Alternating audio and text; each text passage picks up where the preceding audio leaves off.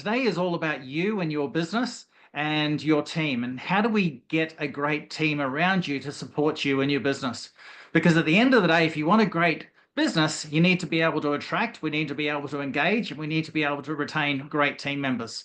And today we've got two very special guests, Kim Seeling-Smith, who'll be talking about artificial intelligence and the future of work, really how technology is going to impact our businesses moving forward. And Kelly Salmon from Growth HR in Cronulla. I'd like to first give a shout out to the Sutherland Shire Council Economic Development team, Justin and the team there, for supporting local business and for making these business success workshops a possibility. If you haven't been on the council business page lately, there's a great newsletter called Business Now that will keep you up to date with what's happening in your local community business-wise. There's a grants finder that can help you identify relevant grants for your business. And there's a great tool that will allow you to access demographic information. It's called .id, all the data from the last census to help you target the sort of clients that you really want to attract. So just to give you a little bit of background on myself, I'm actually a retired computer engineer. So I went to work for a US technology company. And went from the bottom of the company over 8 years to becoming the Oceania managing director. And I was the youngest one actually in the world. And the problem was we were in a bottom 3 branch in the world. And over the next 2 years, I took the branch from bottom 3 to top 3. And you may have heard the saying, people don't leave companies, they leave managers. And what happened to me was, because our branch was growing so fast, I was given a new international sales manager. And he was an engineer from Armenia, and his management style worked really well in Russia and Eastern Europe, but it didn't really fly in Australia. He would come out and he would yell in the face of staff and he would pound the table. And every 3 months, he would basically come out and make our lives misery. And I still remember it was his 3rd visit. And it was about half an hour until he had to leave and go to the airport to go back to the US. And he's sitting opposite me giving his final sermon. And he said to me, "Jeremy, you know what your problem is?" He said, "Your problem is your staff don't fear you. And if your staff don't fear you, you're never going to get the highest level of performance out of them." I took a deep breath, because in corporate, sometimes you do need to bite your tongue and nod and smile, even if you don't necessarily agree. And I said to him, "Well, I don't fear you and I don't respect you. And it's probably better that you hire somebody who does." And he said to me, "Is that your resignation?" And I said, "Sure." So that was why 22 years ago now, I left the corporate world to work as a business coach. I love working with organizations to build great teams and to build successful enterprises. Just to give you a little overview of today, the first keynote presentation by Kim Seeling-Smith, we're talking all about the impact of artificial intelligence on your team and really what it means for your business going forward. So I'm really excited to hear this presentation. Then Kelly and I will be delivering really practical hands-on advice for how do you attract great employees, how do you engage them, how do you manage them, and how do you keep them motivated. As we go, if you have any questions, please drop them in the webinar chat, or you could also drop them in the Q&A, and we'll get to that at the end when we do the panel question and answer. So Kim is a business futurist, a certified speaking professional, and a specialist on the topic of artificial intelligence and the future of work. She's the CEO and the founder of Ignite Global, and has been named as a top 100 global influencer on employee engagement. Today, Kim's going to provide us with a glimpse into the future, identifying new work trends and technologies that have the potential to change the business landscape as we know it. So some people think I'm a nice guy, but I actually twisted Kelly's arm before this session, and she's been kind enough to offer a 30-minute HR and employee engagement audit. You don't know what you don't know, so Kelly's willing to do 10 of those sessions. If you're interested, you can book in via her website at growthhr.com.au. Technology, ain't it grand? Kim, welcome back. It wasn't your fault. I think it was mine. Can you hear us? You're still muted at the moment, Kim? I'm still muted, but I am here. I'm here. Yay! We're excited. Are you good to go if I pass I'm the good to control go. over to you? Absolutely. Yes, absolutely. Alrighty. Okay, so hopefully everybody can see my screen. All We good? can. Okay, fantastic. So I'm going to take a little trip into the future with you. I know the subject is attracting and retaining staff, and we will get there. And as Jeremy said, I will talk a little bit about how AI is impacting the future of work, as well as a couple of other disruptions. I call this future-proof 2035. Why 2035? Because here in 2025, we are just entering the decade of radical change. And I wanted to give you a visual representation of what I mean and why this change is happening so fast, or just an example of how it's happening so fast. 6 weeks ago, I was asked to do a presentation in the Gold Coast. Now, if you remember what was happening 6 weeks ago in the Gold Coast, it was Cyclone Alfred. So that presentation was moved forward by 3 weeks. Prior to the first presentation, I asked ChatGPT to generate an image that depicts the decade of radical change. And this is the one that it generated. And it's a perfectly fine image. There's nothing wrong with it. It looks like it's AI generated, right? And the wording is a little bit wonky, but at least it's spelled right, which was an improvement over what it was doing in 2024. But 3 weeks later, the day before the rescheduled presentation, I prompted ChatGPT and asked it to do the same thing. Give me a graphic that depicts the decade of radical change. And this is what it came up with. Much more realistic, and I can change the fonts in it. This is an illustration of how fast AI is moving. AI isn't in the future. AI is definitely here. So the decade of radical change, why 2035? It really comes from this PwC report. This was released in February 2025.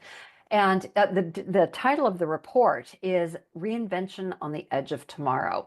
This was the 28th annual PwC Global CEO Survey. And astoundingly, less than 60% of global CEOs that were asked reckoned that their businesses are going to be around in the next 10 years if they stay on the same course that they're on currently. Flipped on the other side, 42% don't think that their businesses will be viable in the next 10 years unless they change their course. But there is an outlier in this study. And the outlier is, interestingly enough, Australia. Because even though 58% of global CEOs think their businesses will be around and if they don't change their course, 74% of Australian CEOs say, yep, we're just going to be fine. 74%.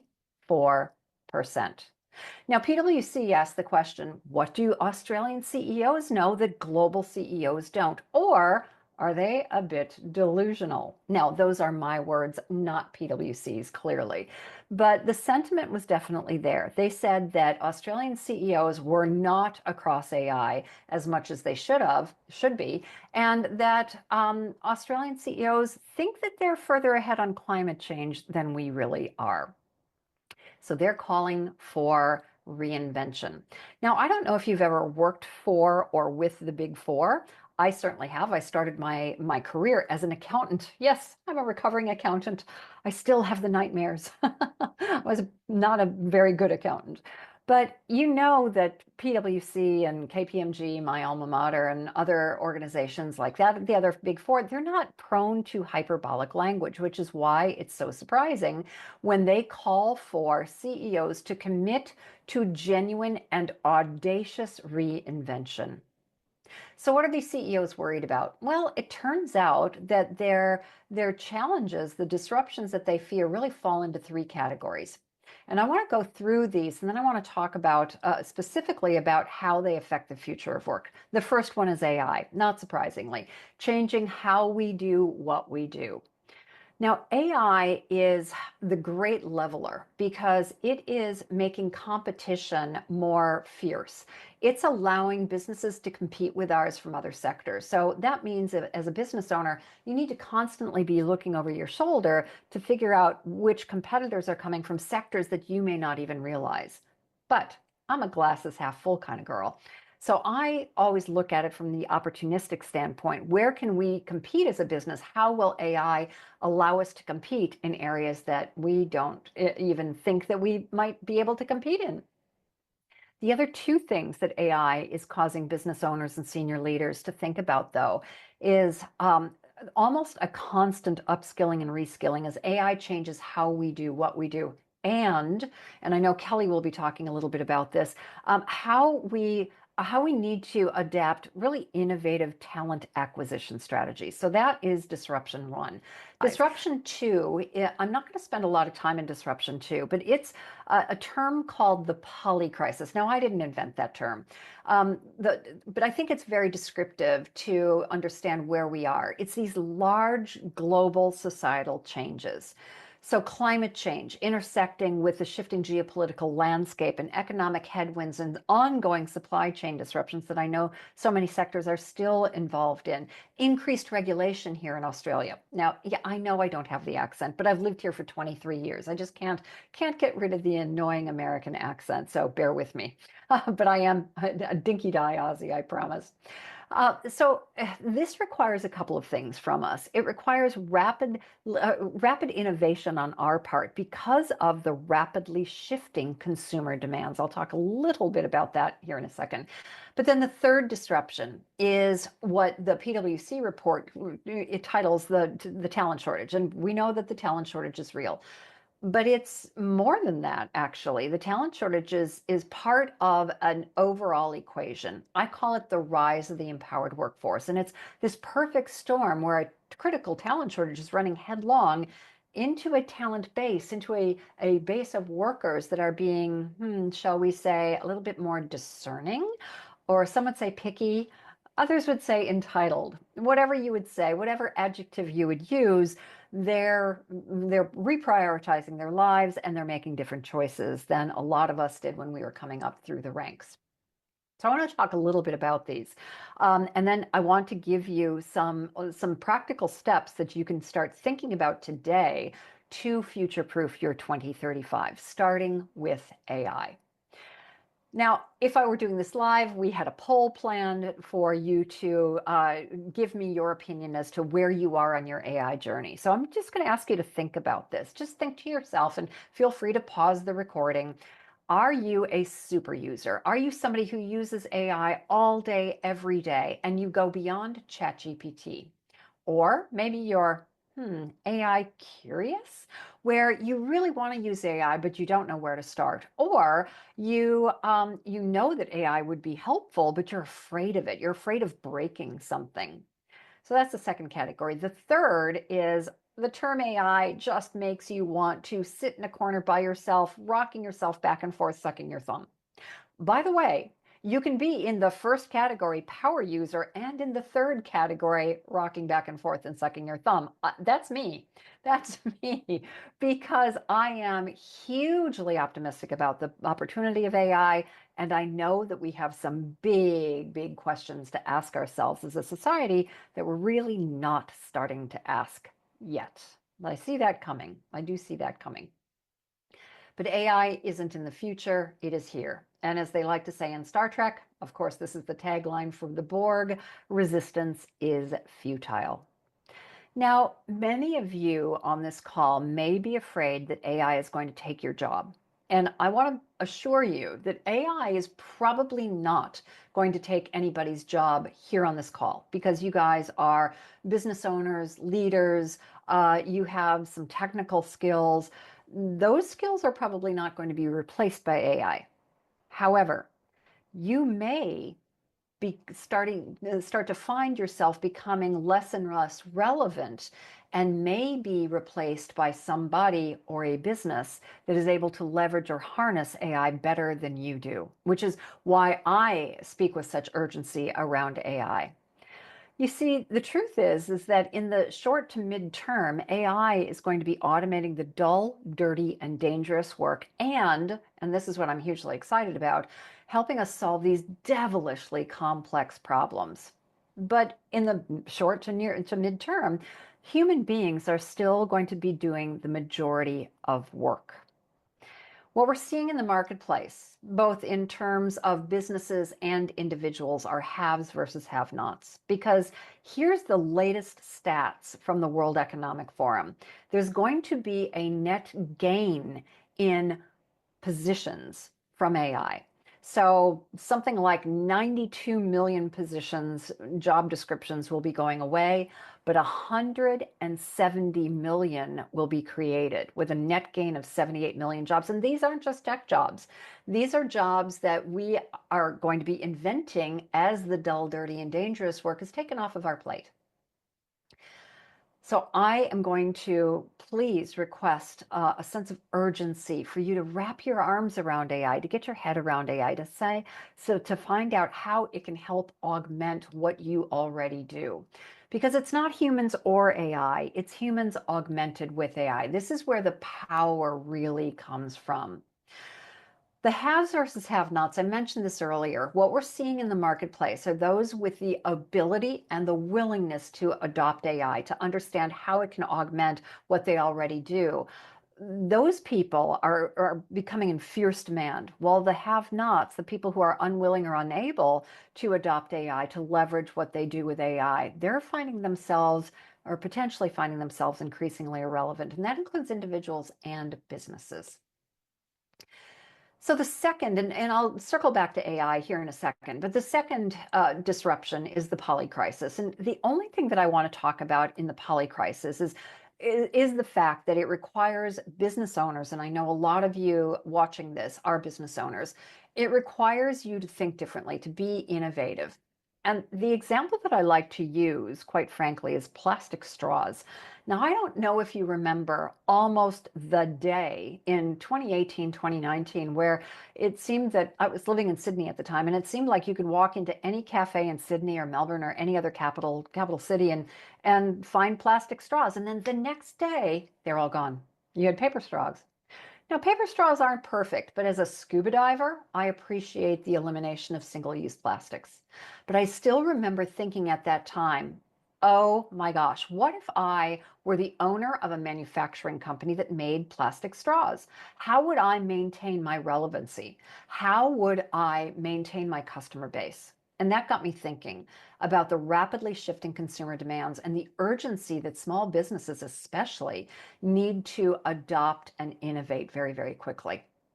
But as disruptive as these two disruptions are, and they are, there is something that's even more disruptive, which is this rise of the empowered workforce. And there are a couple of things going on. It is literally the perfect storm between a critical skills shortage, which isn't going away anytime soon. As a matter of fact, we have seen this train coming for a very, very long time. You see, the Commonwealth Intergenerational Report pointed it out, and this is one from, I think, 2022. They said that here in Australia, we will have only 75%, 25% fewer people entering the workforce over the next 40 years as those leaving the workforce because of declining birth rates. We talk about the aging workforce, but it's really the declining birth rate that's the problem. And then you add that onto what we've already seen before, the number of jobs being created by AI. It's just mind-boggling. So there's going to be more demand than supply. And at the same time, you've got people that are willing to vote with their feet. I like to call this COVID-induced reflection because this was the tipping point. Now, we've seen these workforce trends. We've seen people prioritize purpose and meaning in their lives really since 2009. That can actually be traced back to Bill Gates and his presentation at Davos in 2009. So we've seen this happen, but it really started rapidly occurring from COVID. Because prior to COVID, we were all sort of like little hamsters on the wheels. You've seen those hamsters running and running and running and running and running around the wheels. You know, before COVID, we were all hamsters on the wheels. Go to work, do the job, come home. Go to work, do the job, come home. Go to work, do the job, come home. Our path was laid out for us. But then lockdowns from COVID presented the perfect reset. We got to reprioritize. We got to think differently. I moved from Sydney to North Queensland, something I never thought that I'd do. And that was part of the reprioritization. So it provided that perfect reset. And then, of course, you've got these lovely Gen Zs. And Gen Zs or Gen Zs are literally redefining our relationship with work. I want to share with you just a very, very, very short video to illustrate this concept. It's the latest workplace movement that's been supercharged by the next generation, Gen Z, continuing to revolt against the traditional 9 to 5 regime. I could work 9 till 2 every day, 5 days a week, you know what I mean? But 9 till 5, 8 till 5, even worse. Some people were 8 till 5:30. Now we're pulling at straws. Do you know what I mean? It's not something that I'm willing to do, not something that I want to do, not something that I particularly plan for myself, not something that I particularly plan for anyone that I love. You know, I don't want that life for anyone that I love. Whoever designed society, I think designed it wrong. You know, they designed it with flaws. Let's design it again. So to discuss, we're joined by workplace expert Kim Seeling-Smith from North Queensland. Hey, Kim. Yes, let's design it again. Now, you may make fun of these Gen Zs or Gen Zs, or you might be one of them going, yeah, man, I'm not going to work 9 to 5. But it's all about reinvention because, like it or not, the Gen Zs are going to be, in fact, I think 2025 is the year that they become 25% of the workforce, and they're just going to keep growing. They're going to be the largest component of the workforce for a very long time. They're going to be our bosses. They may be our business owners. So it's time to think seriously about reinvention, because what got you from where you are to where you were to where you are now may very well not get you to where you want to go. So what do we need to do? I love the Einstein quote. You can't solve a problem with the same level of thinking that created it. We need to think differently. And this is my number one challenge or opportunity for you to think differently about 3 things in particular. To think differently about your workforce, to think differently about your workplace, and to think differently about your leadership style. Now, we don't have time to go into all 3 of these. This was meant to be a 30 to 40 minute presentation, and I'm going to honor that. But I do want to call out some things in particular around the workforce and leadership. And I want to give you some practical tips to help you not only survive, but thrive these next 10 years. So let's start with the workforce. We don't have to reimagine the workforce. We don't have to reinvent the workforce because the workforce is doing that themselves. I am a firm believer. In fact, I first read an article about this in 2004, so 21 years ago in the Wall Street Journal. It was called The End of Management. And in that article, it talked about how hierarchical command and control top-down systems are going to be replaced by self-managed teams. Well, we're not there yet, but by teams that come together to do a project and then disband. A lot of companies are running this way. But in addition to that, they are saying that the full-time employee, or they said 21 years ago that the full-time employee, the days of the full-time employee are dwindling. And we're seeing that. Again, because of all of these changes, because of the Gen Zs, because people are working longer but don't want to work, through retirement, but don't want to work at the same levels that they did. So how do we deal with this? I want to illustrate what I think is a leading edge concept as opposed to a bleeding edge concept. So leading edge means that it is innovative, it is future focused, but it's not beyond the realm of possibility in any way, shape, or form. As a matter of fact, I know of companies that are employing this methodology right now. It's called role deconstruction. And I first heard about this concept. I didn't have a name then, but it was 2019. And I was in a webinar listening to, it was a webinar done by a company called Consult Australia. They're the peak body for consulting engineers. And I was listening to a business owner in Sydney CBD, the owner of a professional services firm, an engineering firm. And he was talking about the fact that he had 30 qualified engineers. And he recognized about 18 months prior to him presenting to us that he wasn't going to be able to achieve his growth goals with the number of engineers that he had. But because of the critical skill shortages, especially in engineering, he couldn't hire more qualified engineers. He had a great retention rate. He had a great culture. He wasn't losing people. He just couldn't find people that were at the same level of the people that he already had to grow. So we took a different approach. He took the approach of role deconstruction, and he asked himself, what do engineers like to do? Well, they like to be on the tools. They like to do engineering work. So he said, right, from now on, you 30 engineers, all you're going to be doing is engineering. You're going to be doing designing and nothing else. What do engineers not love to do? Well, they don't love administrative work, and they're probably terribly bad at it. And also report writing. A lot of engineers are great with drawings and can verbally explain things to their clients, but report writing, not so much. So the approach that he took is he said, right, I can't hire more engineers, so I'm going to hire more administrative staff and peel off all of the administrative work that my engineers are doing. And then I'm going to hire contract report writers to help to work with the engineers to write reports. And in 18 months, he was able to grow his revenue 150%.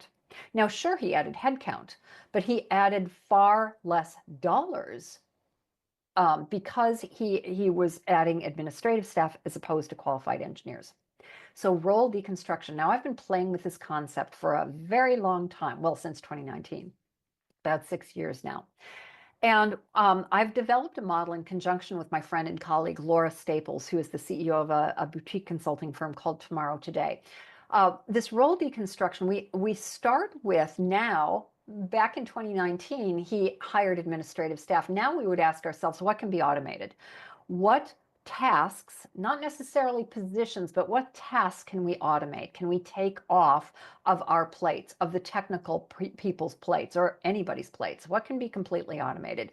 Whether you use autonomous agents to do that, or robotic process engineering, or apps that you can download from the internet, what can be automated? What can be augmented? How can you augment what you do to make yourself more effective, more efficient, and be able to do better work in less time? What can be outsourced? There's a real push, again, these things are cyclical, but there's a real push to outsourcing right now, specifically to the Philippines, and I suspect Fiji. I was actually in Fiji last year speaking on this day. As a matter of fact, I was in Fiji a year ago. And they are developing an outsourcing hub in Fiji, which there are lots of different advantages to that. So what can be outsourced? And then the last question, or what falls out of that, is what's left to be done? What's left to be done by human beings? And then how do we find those humans? How do we find people in a critically skilled short market? I like to say that we need to stop treating recruitment like we're filling a takeaway order.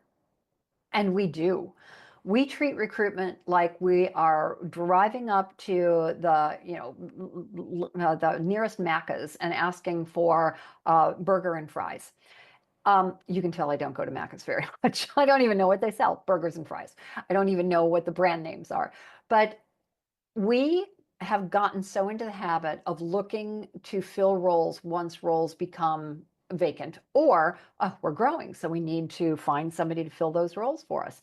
We've got to flip this on our head. We've got to start treating recruitment not like filling a takeaway order, but more like business development. We've got to take a long-term strategic approach to recruitment. So how do we do that?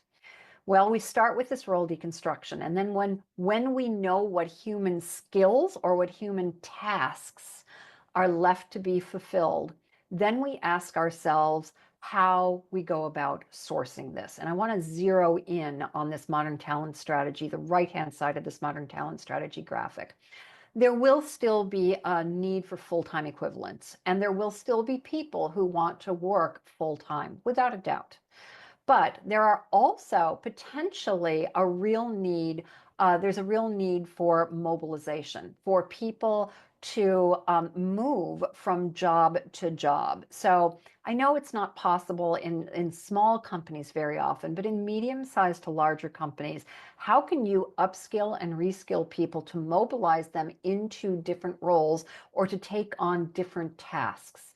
So again, going back to the 2004 article from the Wall Street Journal, The End of Management, how do you bring people together with the requisite skills to do a project and then disband them? Mobilization is a key part of that, but we need to understand the skills and capabilities and strengths of the people that we have.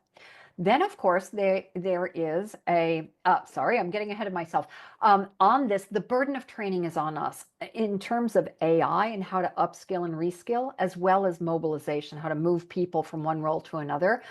we've just got to face it that we are responsible for training. Now, the good news is for small businesses, training used to be extremely expensive, but it's getting less and less expensive because there are heaps of options online. There are lots of ways to train people that, again, if you think differently, you can go outside the square and you can think about how to upskill and reskill. But the burden of training is on us as the business owner and the leader.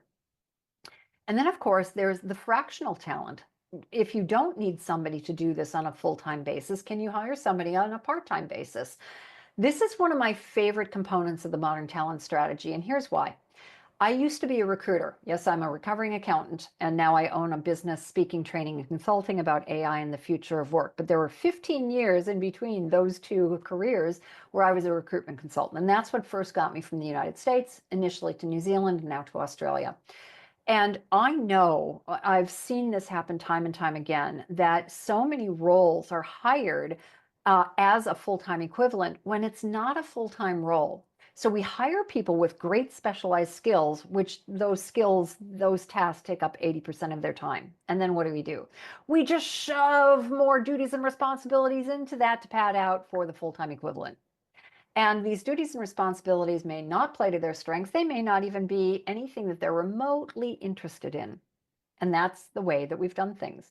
So think differently about this. If we only need somebody on a part-time basis, why don't we look for somebody on a part-time basis? That's called fractional talent. A lot of small businesses will already use a fractional CFO, a fractional IT person. So many of you are probably already doing this. Then there's what's called platform talent. Now, this morning I was on Upwork. I want somebody to do an automation for me between two AI, well, actually between a Google Sheets document and an AI tool.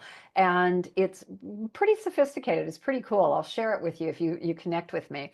And I tried to get my assistant, Clarissa, to figure this out. And she's very good with this stuff, but it was beyond her. So we went on to Upwork and we hired somebody, just signed the contract today, hired somebody to do that specific role. And I think it's costing me like 250 US, which is, it could be a real time saver and something that will make my clients go, wow. So it's well worth it to me.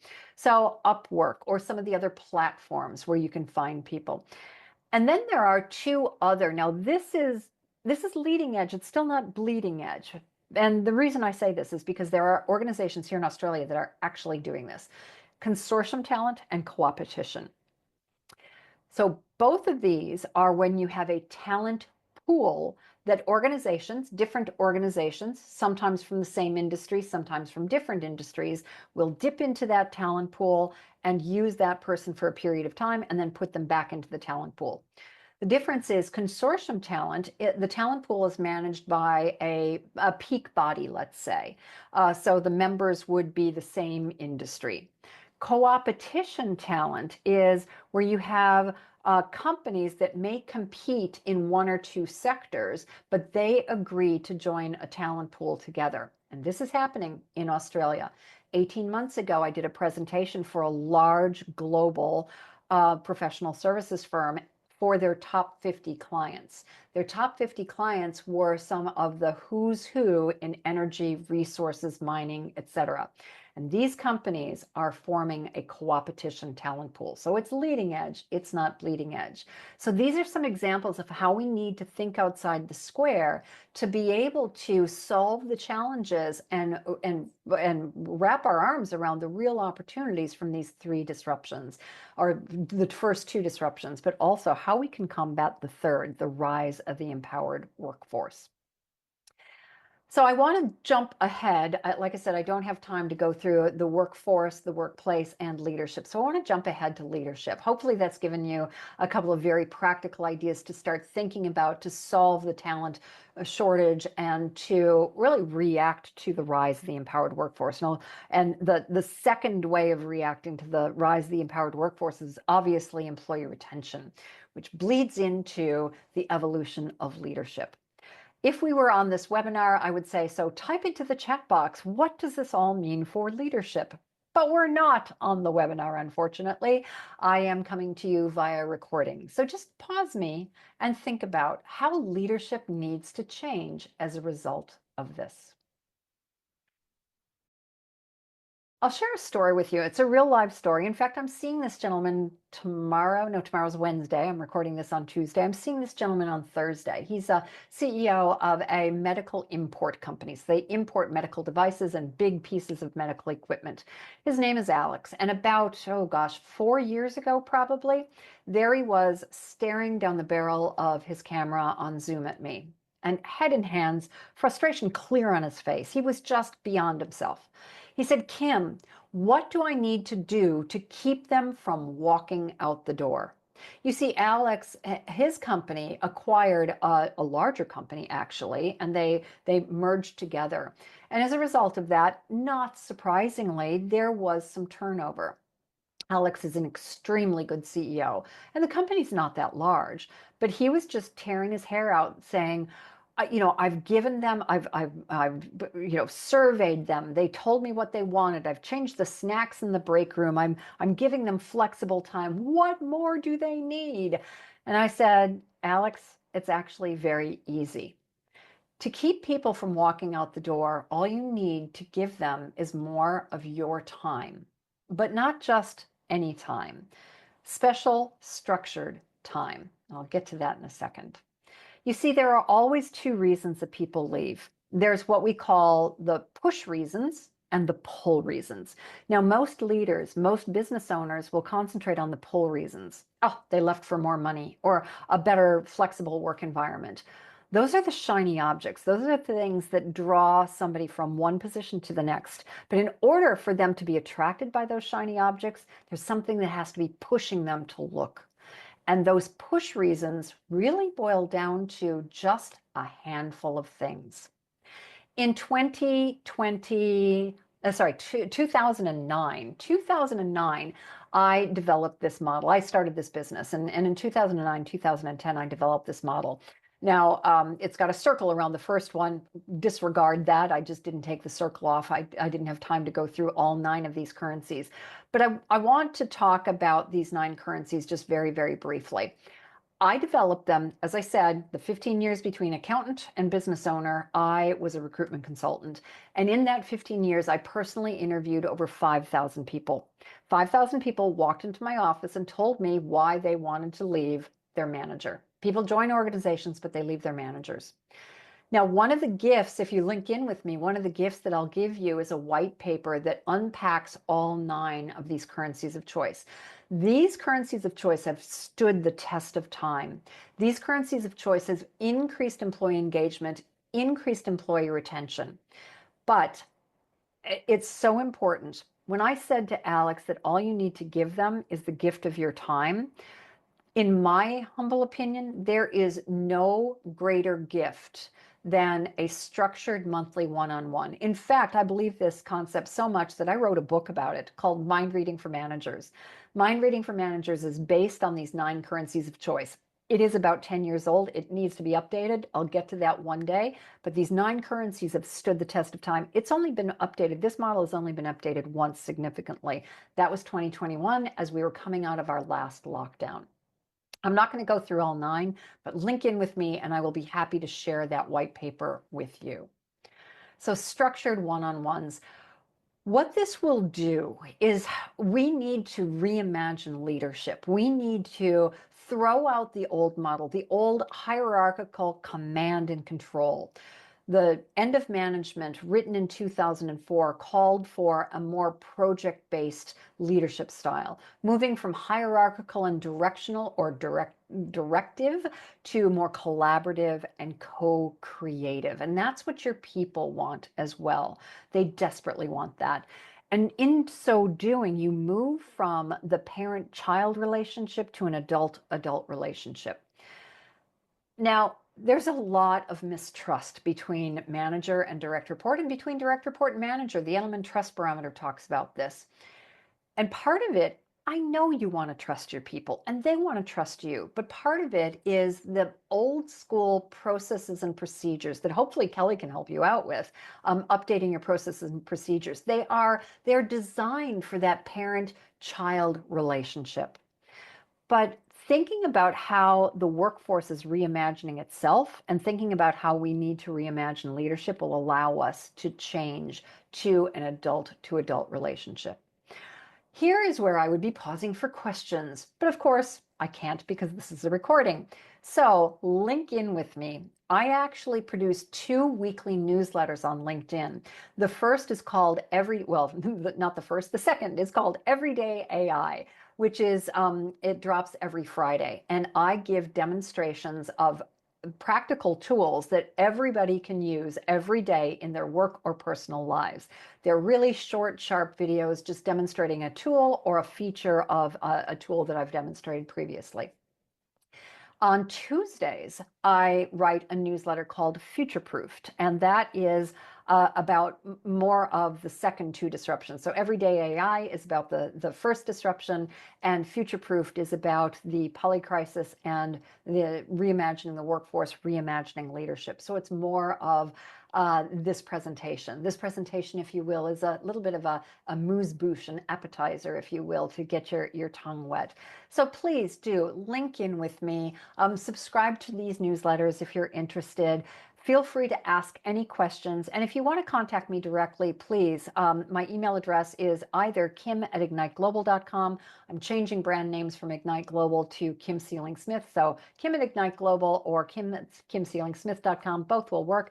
And that is my mobile number. So thank you very much for your time and attention. I look forward to connecting with you on LinkedIn and answering any and all questions that you Hallie Salmon is what we might call an HR consultant extraordinaire. She's worked in HR for over 10 years, and she's the founder and managing director of Growth HR based in Cronulla. She's passionate about unleashing potential in people and organisations through effective HR policy and strategy. So welcome, Kelly. Thank you. Thank you, Jeremy. Tell me, how did you get into your own HR business? Well, I have been in HR for many moons, and I have a passion for helping people, and particularly business owners, in an area that can be extremely complex and confusing and overwhelming. So I love to help people, and I love to guide them through this part of running a business.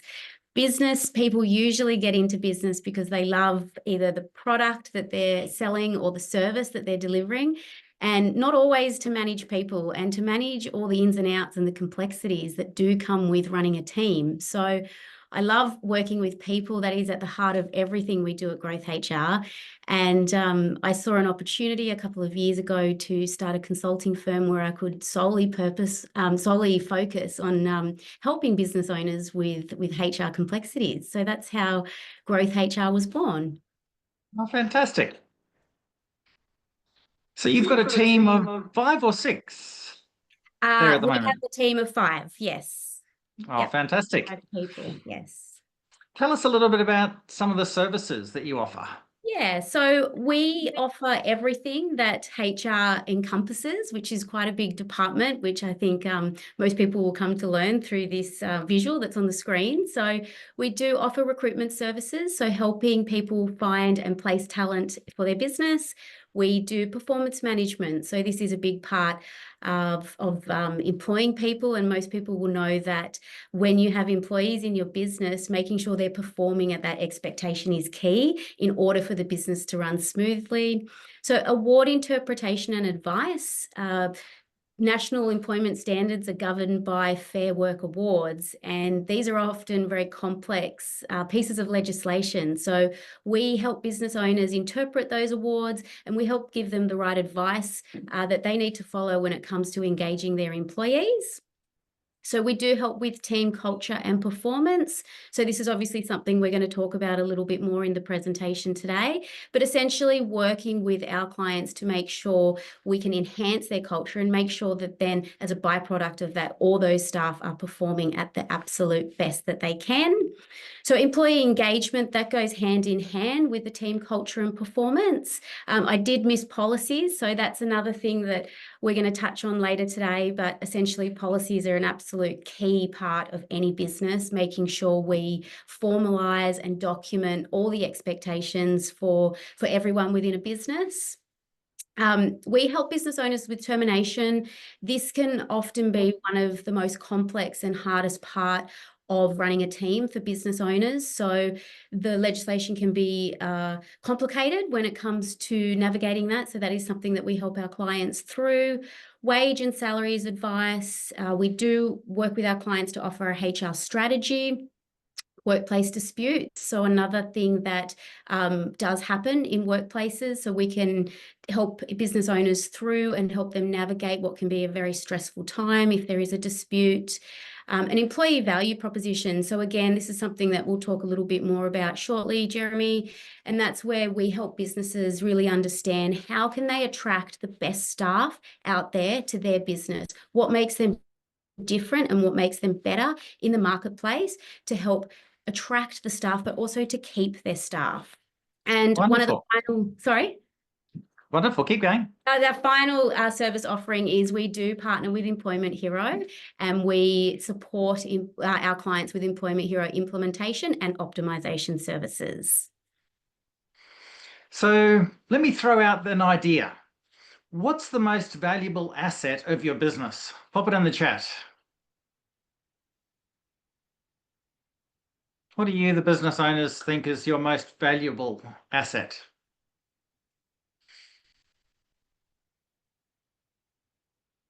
Cindy says staff, thank you. Staff and goodwill, thank you, Heather. Taryn, staff. You know what's interesting, Kelly? It's always the ones who actually don't need the education who are willing to put in the time, because this is 100% true. Yeah. At the end of the day, our business is only as good as our people. And if we can't attract and retain great staff, our business is going to go out of business over time. And so we need to have a strategy, an employee value proposition around why would people want to work for us over and above our competition.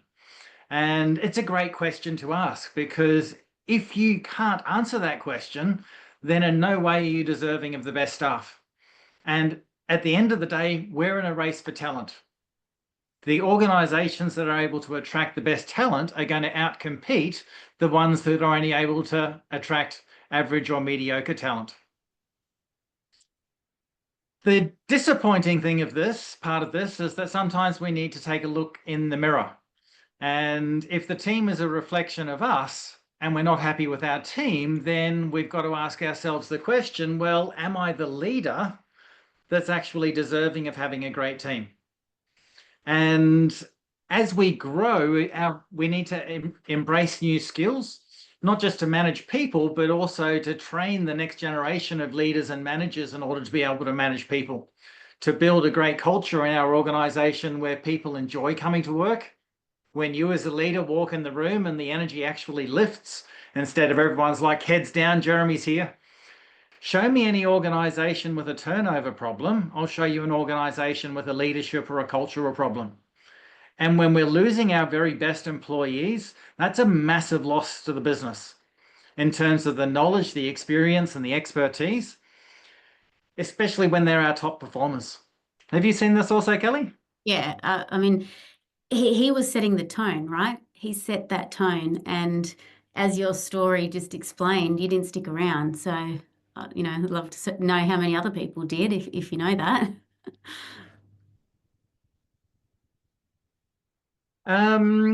Interesting statistic. So this has been done in a number of different surveys, but what it finds is that in Australia, about 40% of people involved in full-time work are looking for another role. So almost 50% of people are working in jobs they don't particularly care for or enjoy, with people who they don't particularly like, and they're on the lookout for somewhere better. And the reason why this is interesting to think about as a business is if we build the right environment, they will want to come and work for us. But we need to ask ourselves the question again, why would people want to come and work for us? This is also a word of warning if you're taking your staff for granted, in terms of if they get a better offer, they'll be out the door. And where would that leave you and your business? So we're going to talk about some strategies to really make sure we have highly engaged staff that don't want to go anywhere else. So when we talk about the term of engagement, what that actually means is discretionary effort. Staff that are willing to go over and above what's expected, not because they have to, but specifically because they want to, because they believe they're doing something important. In Australia, less than 1 in 4 employees are engaged. 65% are not engaged, 12% are actively disengaged. So not engaged doesn't mean they're bad. Sometimes these can be amazing long-term loyal staff. They'll do everything you ask of them. They're just not going to go looking for more work. And again, these statistics are across multiple organisations, not just small business, it's also large business and government. In small business, the level of engagement is much higher. But the critical thing that's going to drive your productivity and profitability is how well you're able to actually engage the people who you do have on your team. The Gallup in 2025 did a State of the Global Workplace report. And the key finding out of that was that the quality of managers and team leaders is the single biggest factor in your organization's long-term success. And I've seen this working with many organizations in terms of all the training and development is more focused at the higher level leaders instead of the new frontline managers. But where we work with a lot of organizations is, again, leadership is not about a title, it's about a mindset. But we help organizations to be able to develop those next generation managers and leaders to build that culture of respect, appreciation, in which open and honest communication occurs and which organizations can use to be more productive. 70% of employee engagement is driven by immediate managers and supervisors at all levels of an organization. People don't quit their jobs, they quit their managers. And it's an interesting thing to ask yourself, are you training ahead of giving someone a promotion to manager? Or are you promoting them to manager and just saying, figure it out, and inflicting them on employees when they're really not ready to be able to have those level of conversations or that level of responsibility? In your experience, Kelly, when you're promoting people, who are the best people to promote? What do you look for in managers and leaders that are ready for promotion? Leadership qualities is obviously key. If they're going from being very technically sound in their role into a leadership role, that is something that's going to be really important, because often I think businesses have people that are very sound with their technical ability, and when they move into this new role, it doesn't automatically assume that they're going to be great leading their people. So that is definitely one of the things we would look at. Yeah, absolutely. And the other thing to keep in mind is the ones who really chase it, who want it the most, aren't necessarily the ones that you want in there.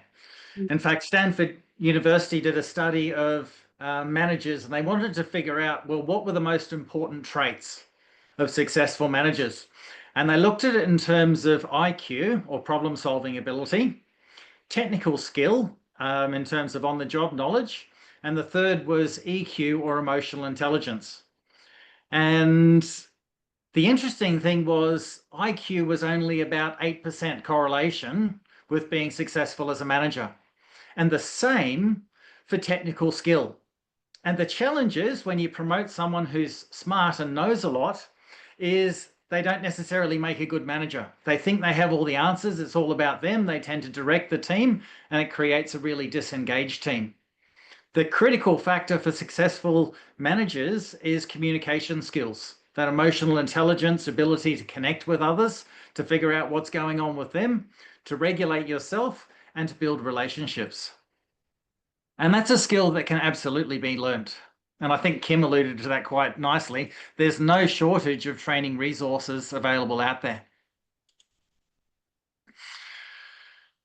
This is a bit of an interesting study that's been repeated 5 times over 50 years, every time with pretty much the same result. And what they did was they went to a group of employers and they said, what is it that you think that employees want? And they came up with a list. And then they said, okay, we want you to prioritize these in order of rank. So as far as employers are concerned, the most important thing for employees is they want good wages, they want job security, and they want growth opportunities.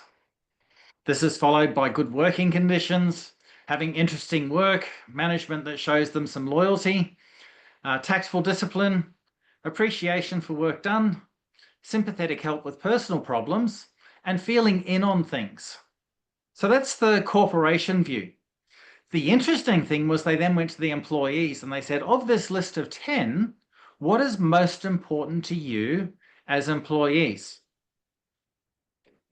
And the surprising thing is that the 3 things that employers think is least important are the 3 things that most employees think are most important.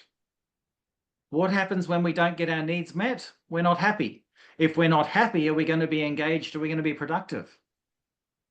And the challenge with these top 3 things is they tend to be touchy-feely type work, which many managers don't want to do. They want to focus on tasks and emails and everything else. What employees mostly want is they want appreciation for the work that they do. They want to feel like they're in terms of what's happening and what's coming up and that they have a personal say in it. And number 3, for a manager who's built a relationship with them. Here's the secret. The fastest way to get someone on your team is to get on their team first. When you show them through your actions and not just your words that you've got their back, you've got their best interests at mind, you're on their team, then they will also be on your team. Well, what do you think about this, Kelly? I agree. What about this sympathetic help on personal problems? Is that something we should be doing as employers?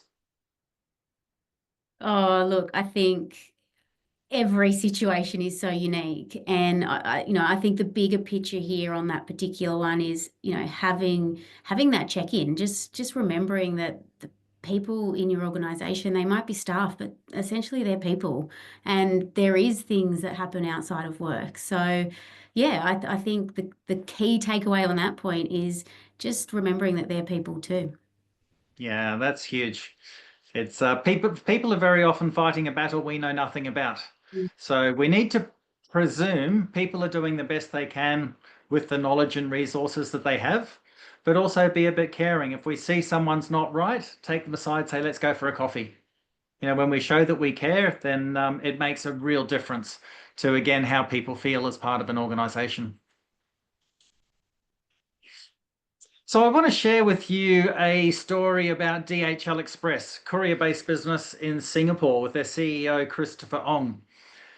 Courier business, it's not typically a really fun place you'd think to work, but as an organization, they took their employee engagement from 60% back in 2009 to 98% in 2024. They were awarded #1 best workplace in Singapore 5 times. And, one of the things I love about what I do is success leaves clues. When you look at successful people and successful organizations, you don't always have to create new stuff for yourself. Look at what others are doing and say, well, how can we apply that to our business? When interviewed, Christopher Ong, the CEO, said, his favorite saying is take care of your people and they will take care of you. That's a quote by Richard Branson. So under his leadership, DHL invested in training specifically to support the frontline leaders of the organization, and understanding that all people desire both connection and appreciation. So the frontline leaders learned how to actually build strong relationships with their team members, and also how to make those team members feel appreciated, and also that they were part of something bigger than themselves. They also have initiatives to teach managers to balance feedback with affirmation. I don't know if you've ever heard the saying, catch people doing things right. Yeah, 98% of managers don't do this. 98% of managers are just looking for the problem.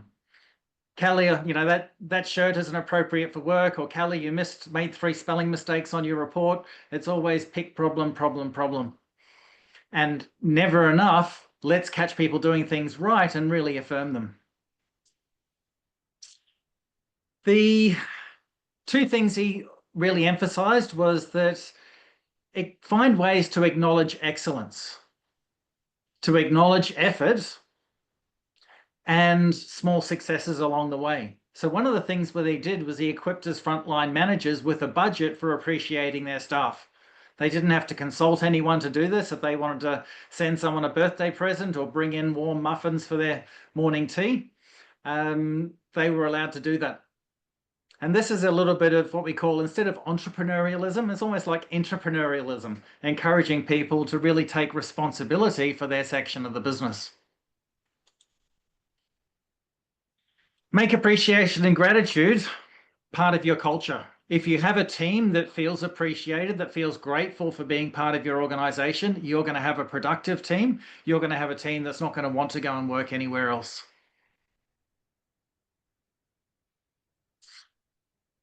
So keep in mind that people are individuals, and what's important to one isn't necessarily what's important to another.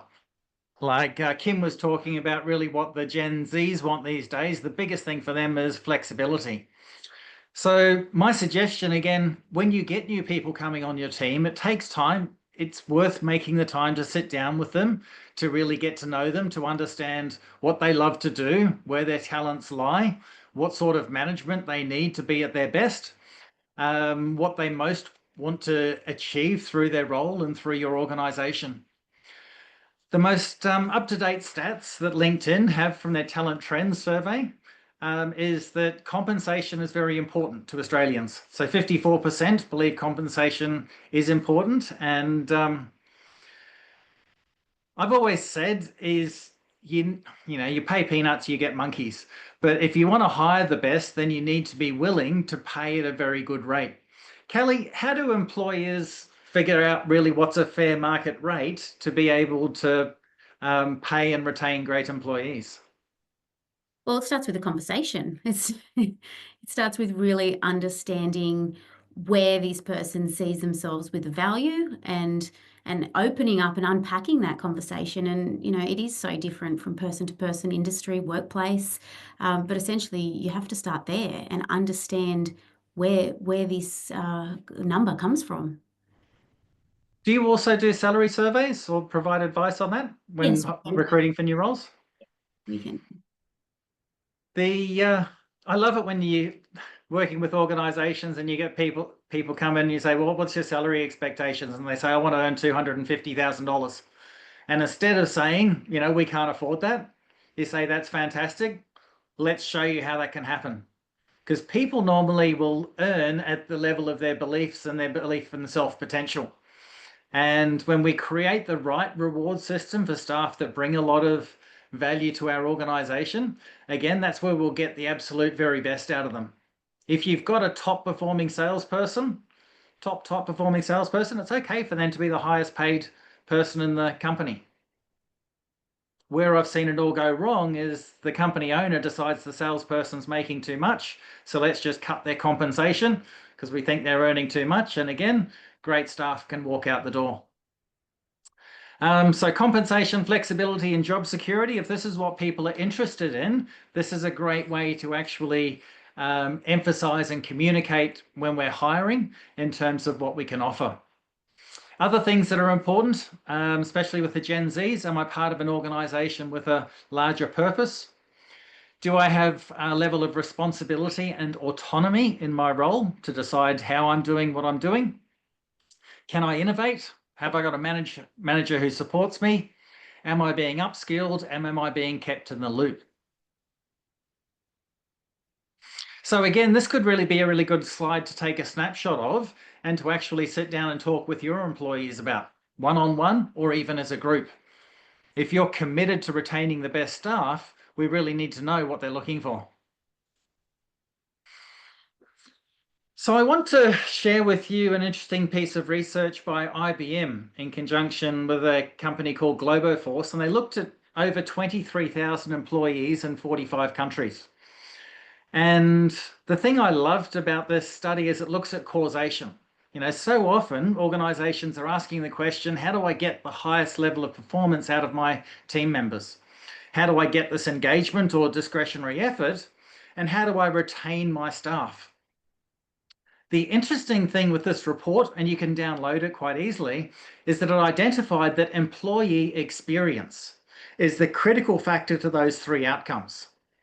Number one, do your staff feel like they truly belong as part of your organization? And I was reading a book on company culture a couple of months back, and it talked about a call center that was having trouble with employee turnover. They'd typically lose 30% of new hires within 6 months. And what they did was an experiment where they took half of the new hires and gave them a embroidered polo shirt with a company logo, and the other half the same embroidered t-shirt but with their name embroidered on it as well. And interestingly, for the group that had their names embroidered on the t-shirt, the turnover was only half as much. Something as simple as that made people feel like they belonged to the organization and the organization actually cared for them. Am I part of something with a greater purpose in terms of making the world a better place? Am I able to achieve some successes in my role? So have we been given some clear goals, and do I feel like I'm progressing towards them? Do I feel happy when I come to work? And lastly, am I part of a culture where there's some energy and passion for people for what they do? And that's what's called vigor. So to get those outcomes, we need to create the right experience for our employees so they feel valued, they feel trusted, they feel empowered, they feel like they're able to achieve some great things. And all of this comes from leadership and from human workplace practices, where you've put some time and effort into thinking about how do we create this environment? How do we get people working to their strengths? How do we build stronger relationships between all of our team members? And just one more there too, Jeremy. I think it's how do you want your people to feel? Yes. Really considering the feeling. In terms of discretionary effort, the departments with the highest employee experience scores had double the level of discretionary effort than the employees with the lowest employee experience index scores. So a pretty interesting thing to, again, to sit down and ask yourself, well, have we actually, look at that first point under human workplace practices. Have I developed some initiatives to actually create trust within my organization?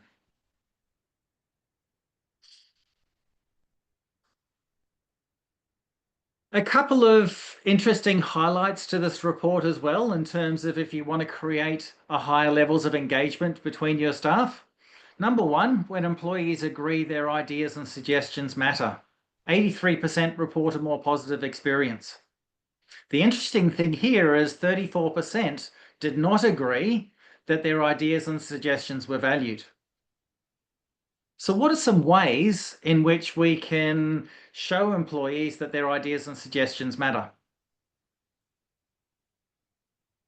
We've all seen the idea of the suggestion box, that normally we don't get great stuff from there. So how do you, let's put it out there to people on the webinar today, how do you show your employees that you care about their ideas and suggestions?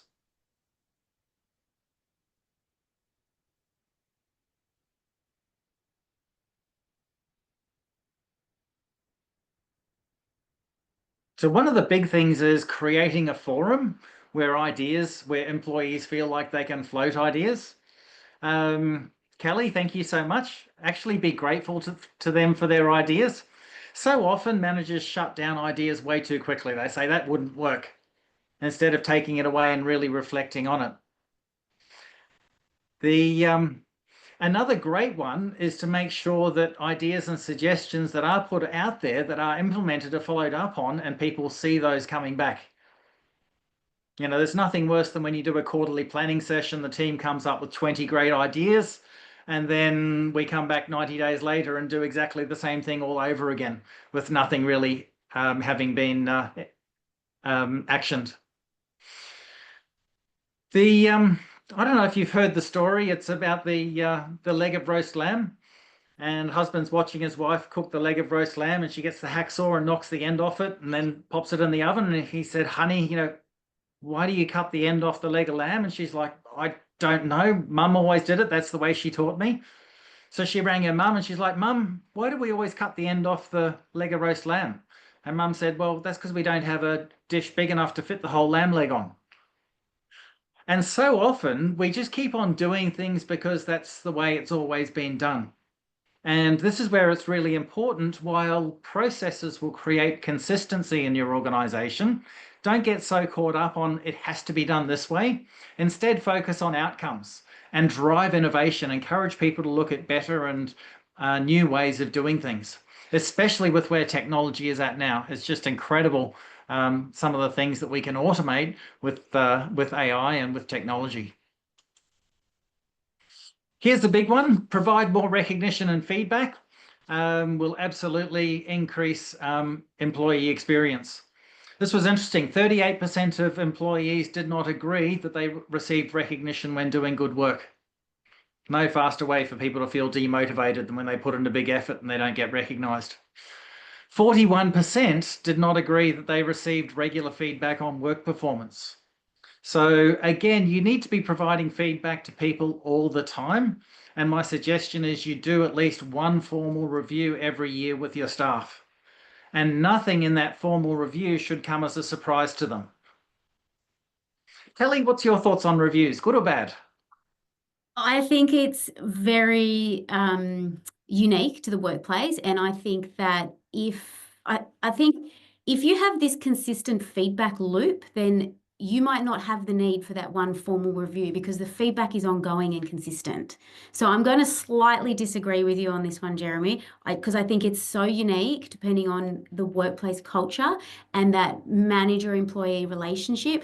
I think if your staff constantly have that adequate feedback and they know exactly what they're aiming for, what's expected of them, I think that's going to be a great mix. And people might not have that need for a formal review if they know they're on target. On the flip side, if those conversations aren't happening, I think absolutely. But I agree with what you said. We don't want to dump any surprises there. I think that could drive some anxiety big time, which is not going to be conducive to a positive working environment. Yeah, I love what you said there, Kelly. It depends on the strength of the relationship that the employer has with the employees already and the quality of the feedback that's being given on a regular basis.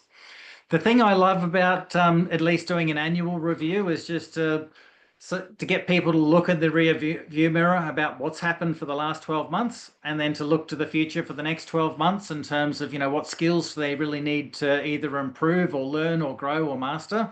And it's about continuing. Every single one of us is where we are today because someone cared for us and continued to encourage us. And that's what I believe good managers also do. We plant a seed and we water it. We say to Kelly, who's our star employee, Kelly, you could be the managing director of this organization in the next 5 years. I believe in you. Let's talk about how we're going to get you there and what skills we need to master.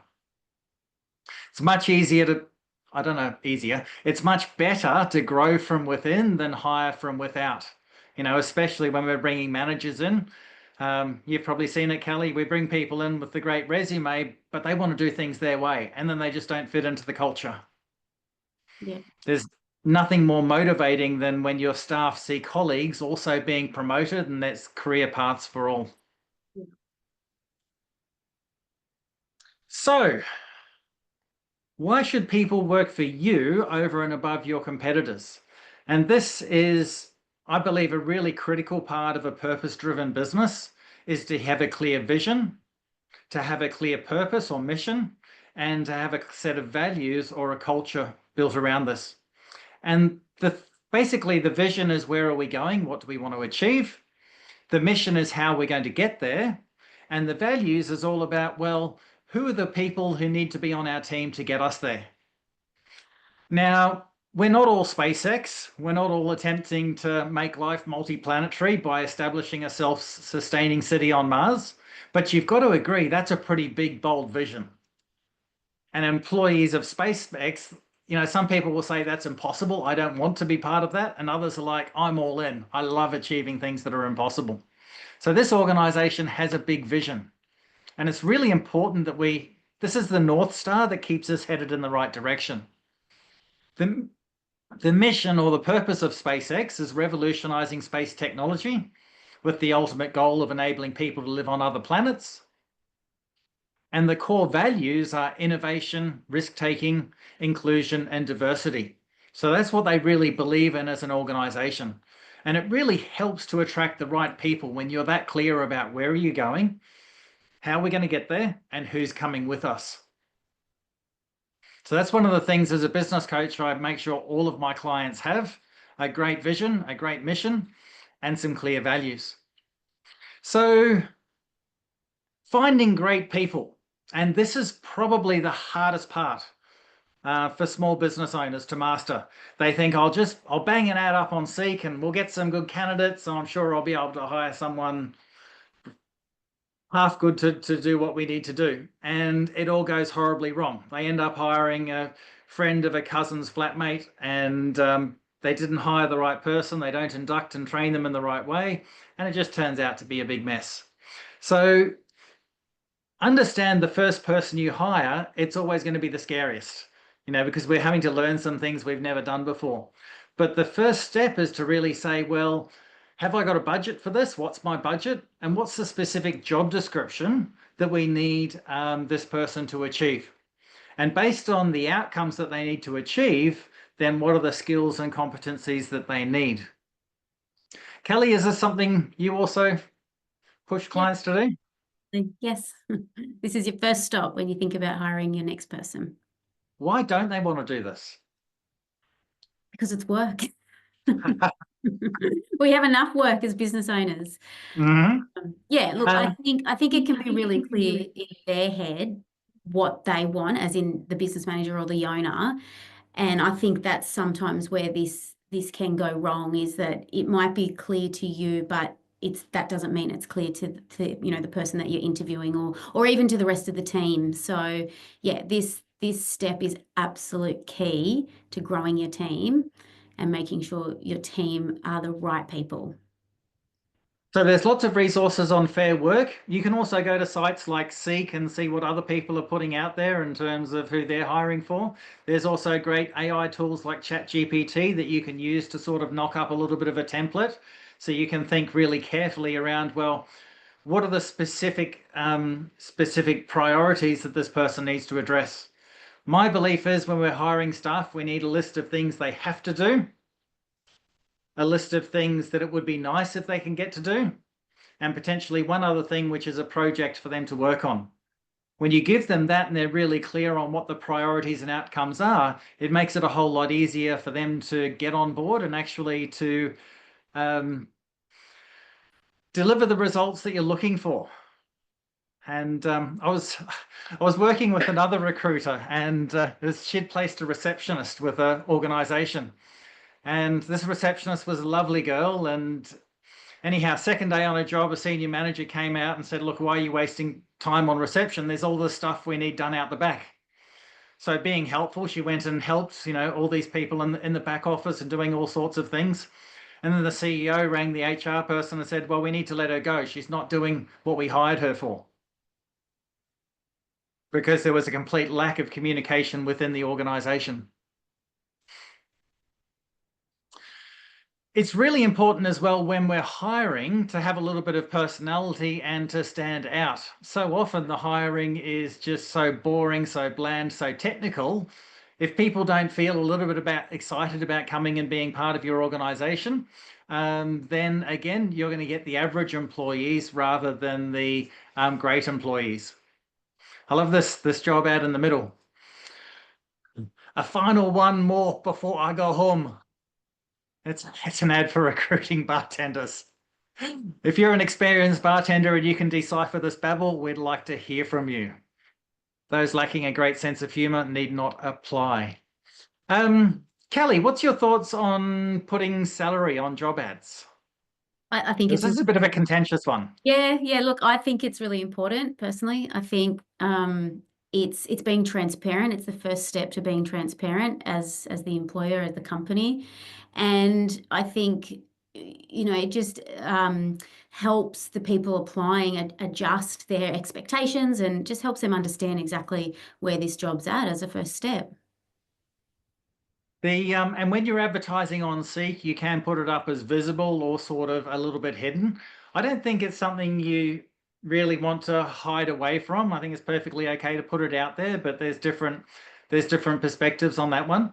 I think the critical thing is actually also making sure that we get the job title aligned with our salary expectations. Like if you're hiring for an office manager and you say, well, my budget is 75,000, that's not an office manager, that's a office administrator. So it's important that we get all of these things aligned.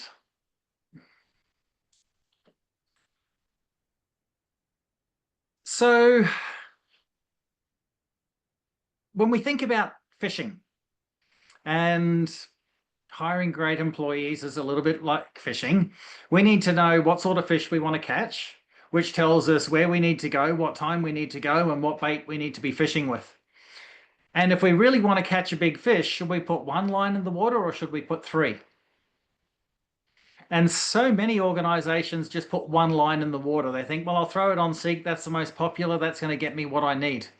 And my suggestion is, again, when we're going through the process, we want more candidates to choose from rather than less. So we want to look at different channels through which we can also promote the fact that we're hiring. We could promote it on social media or on LinkedIn. There's job billboards. We could also, if we're hiring, actually put the position description on our internal notice board and encourage people already working for our organisation to apply. We used to offer a $3,000 bonus if any of our employees found someone who we hired. So we would give them a $1,500 of that the day they started, and we would give the other $1,500 if they lasted 90 days. You might say $3,000 seems like a lot of money, but I say compared to what?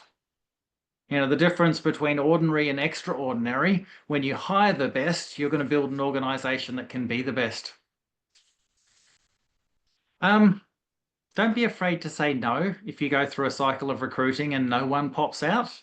And again, when we're hiring for specialized roles, I really encourage you to either get some consulting from a HR recruitment specialist or even think about headhunting, which is, proactively going out there to find the person who's already working for someone else who's going to be the real asset to your organization.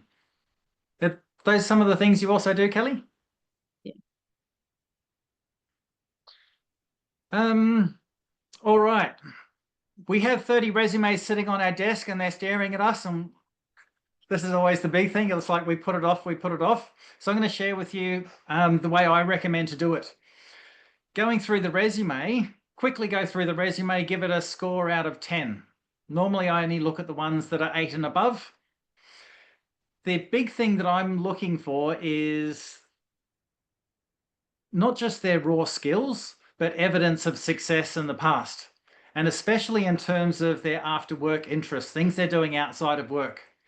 If you want a motivated team, then you need to hire motivated people. And you will find motivated people do that in all areas of their life. They'll step up and they'll be leader of the youth choir at their church. They'll be involved in volunteering. They'll probably play competitive sports. So then we whittle the resumes down to the best ones, and then you do a quick 3 to 5 minute phone interview. And this is to ascertain communication skills. This is to ascertain showstoppers, like they don't have a license or they're expecting to earn a completely unreasonable amount. And then through that phone interview, we can decide whether we're going to bring them in for a one-on-one interview or potentially a group interview.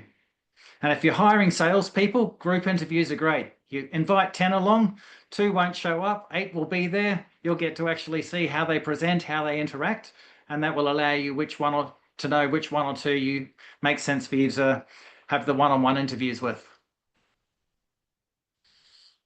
Hire on attitude, train for skill.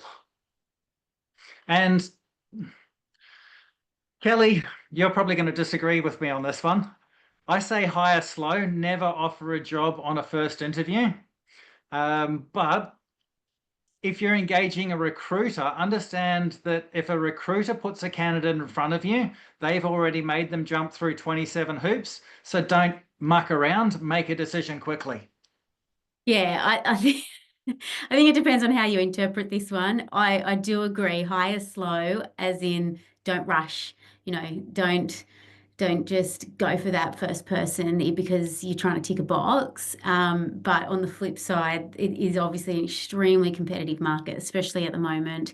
The chances are when people have made up their mind to go and they're out there and they're actively, recruiting and speaking to multiple people, then they're probably going to get snapped up very quick. So I think that one's a real balancing act. I like to ask an extra step. So if we're inviting someone back for a second interview, it's always good to have some other people there to actually also look at the person from a different angle, but potentially give them a task to say, Kelly, we'd love you to come back for a second interview. What we'd like you to do is to take a little look at our website and to come back and give us a little presentation in terms of what do we need to change around our HR practices to be more attractive to the marketplace. Just as an example, because what that shows is that does this person have the drive and initiative that they're going to take things seriously? Are they willing to put in a bit of effort to get the job? Just another one here too, Jeremy, a little tip for those on the call that are recruiting. I always find too early on in the piece, if you can give a little instruction on what you want these candidates to do, it might be something as simple as email your resume and your cover letter to this email address instead of applying through Seek. So that gives you the opportunity to really understand, is this person able to read and follow the instructions? And that's just one of many examples that you can use. But again, just being really specific to what you're recruiting and just putting a little extra step in there and being able to see, okay, who's able to follow these instructions? Beautiful. So, employees' first day, how do we make sure they start off well, Kelly? Be prepared. Be very, very prepared. Be very clear. You've got it here on the phone, Jeremy, and I'm sure you're going to dive into it in more detail. But, doing things on the fly and showing up and being really unorganized and being late, it's not going to be a good start. So give yourself the time that you need to be prepared for your employee's first day. Make an outstanding first impression because you can't go back on that. So when they're showing up for their first day, you want to have everything, all the tools, everything ready to go for them so they're not scrambling, wondering, what do I do next? So my suggestion is don't start them on a Monday morning. Think about starting them a little bit later, not 8:30. Maybe even 9:30 or 10:30, organising a morning tea to properly introduce them to the rest of the team, make them feel welcome. My suggestion on the first day as well is put the 30-day, 60-day and 90-day review dates in your diary so they're already there. The person needs feedback daily and weekly, but I think doing a formal review every 30 days for the first 90 days of probation will really, if they're not good, it's okay to let them go after a week or 2 weeks. You don't keep them for 90 days if they're not working out, if they're not what they promised to be.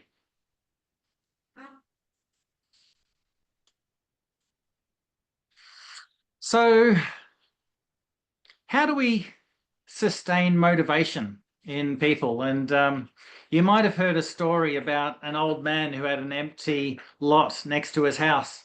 And every afternoon, the neighborhood kids would come and play basketball on the lot. And that annoyed him because it was pretty noisy. And he came up with an idea in terms of how he'd make them go away. So he went out there and he said, guys, I'd like to pay you $5 every day to keep playing basketball on the lot. And the kids were really happy by that. And so a couple of days went by and he went out and he said to the kids, look, I can't afford $5 a day. Would you accept $1 a day? And the kids were pretty unhappy and they're like, well, okay. And then he went out there 3 days later and he said, listen, I can't afford $1. I can't afford $1. I'm not willing to pay you anymore. And the kids said, well, we're not going to play basketball on your stinking lot anymore, and marched off. And that's a little story about the difference between intrinsic and extrinsic motivation. Intrinsic is when people do something for personal satisfaction or accomplishment. And this really leads to the highest level of sustained motivation, rather than extrinsic, which is for an outside demand, obligation, or reward. So don't get me wrong, there's times where offering an incentive can really change your team. So the thing that we did in our branch in the technology company that enabled us to grow so quickly, we became the third highest ranked branch in the organization, was we made our business a bit more like a game.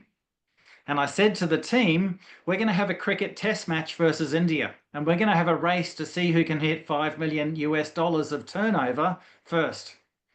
And if we do this, guys, I'm putting aside $15,000. We're going to close the office for the day. We're going to go out and do an amazing team activity, have lunch, and again, enjoy a day off on the company. And this completely changed the interactions within the company, because everyone was walking around saying, what's the score? Where are we up to? Where are we compared to India? What have we got to do to win?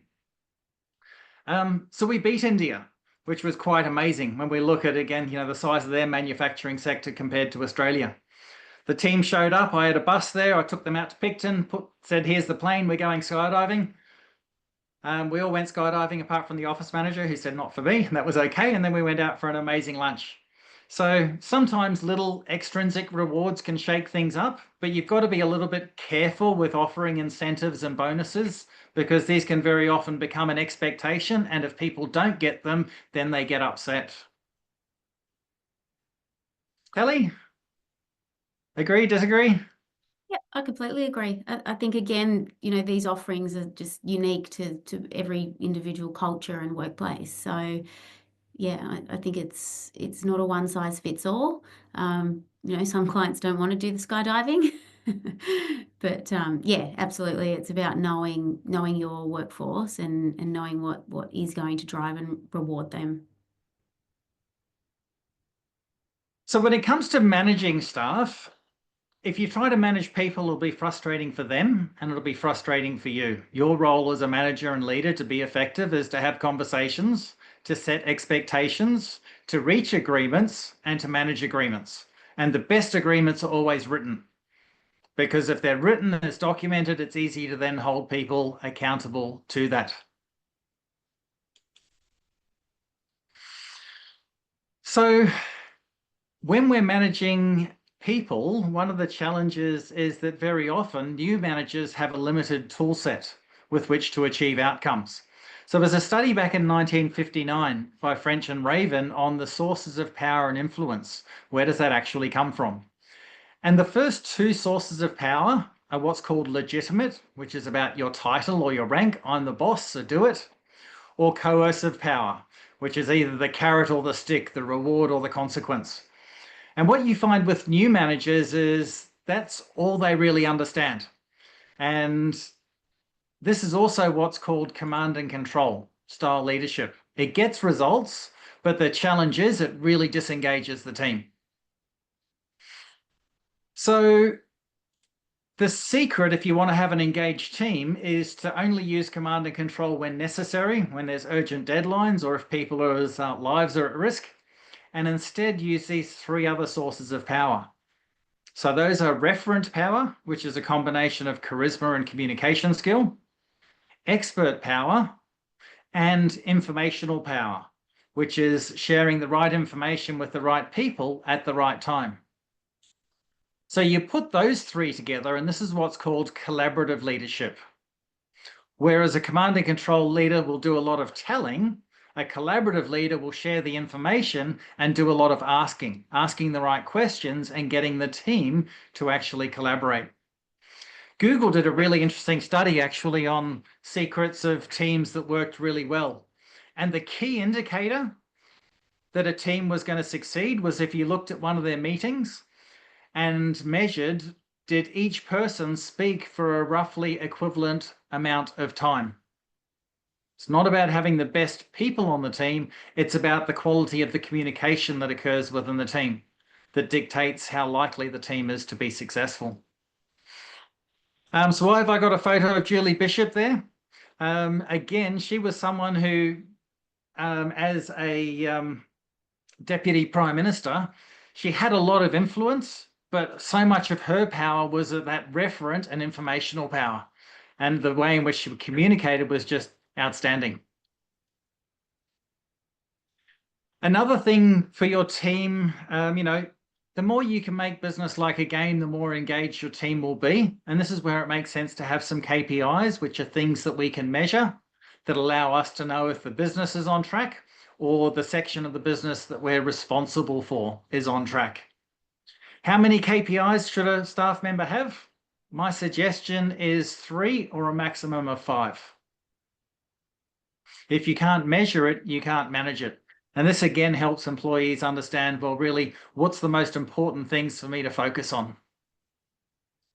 The other nice thing about KPIs is they allow us to measure trends in the business. You know, are we improving, or are we getting worse? So when it comes to being successful, knowledge is not power. Knowledge only becomes powerful when we put it into action. And today we covered a lot of different content. And I really hope that before you go back into the workplace, you take time to sit down and think about, well, what was the knowledge that was shared today? And how am I going to put it into action to get the result that I'm looking for? As a business coach, I basically act as a catalyst to help people get results more quickly. So through supporting the knowledge and providing specific advice and support, and also accountability to make sure that you follow through and do the things that you know you need to do, to be working on the business, not just in the business. And the big takeout from today is that, again, change is the only constant. Over the next 10 years, there's going to be a lot of businesses that will be disrupted because they're not embracing change. They're not embracing technology. They're not embracing demographic shifts. So there's an offer here if you're interested in talking a bit more about some of the content today, or about where your business is at and where you'd like it to get to. There's the offer of a 30-minute strategic business coaching session where we'll sit down and we'll talk through what are your challenges and how do we move through that. So you can book using that QR code or on the Rapport Leadership website under Coaching Call.